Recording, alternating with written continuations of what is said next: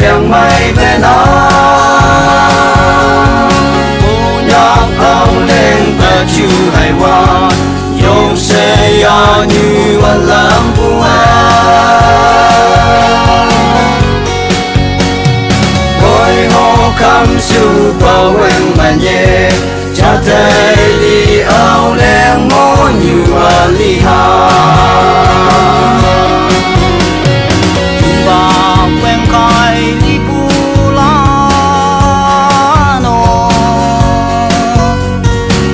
chiếc áo len mô mê ôm nhà chạy nhẹ ngâu lâm áo len mô như yếm trên tươi cha quán bao nhôi mà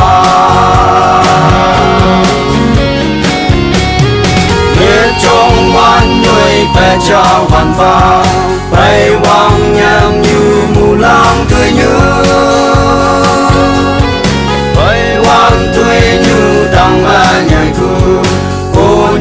cha như chạy cha lao cha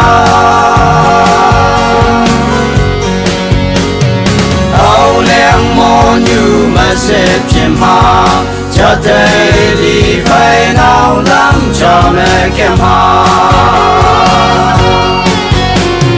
chim bà quen cài đi bu la nô yếm trên áo len mô mê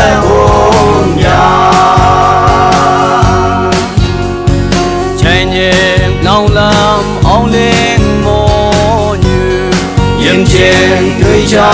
quán bao nhôi mà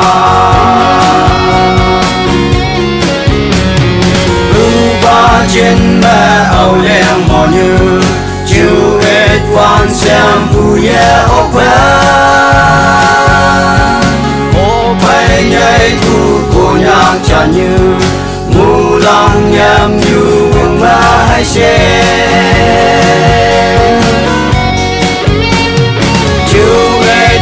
xem như cha áo len cha thấy đi áo len mò như li ha chim bà quen cài đi bu la nô yếm trên áo len mô mê ôm nhà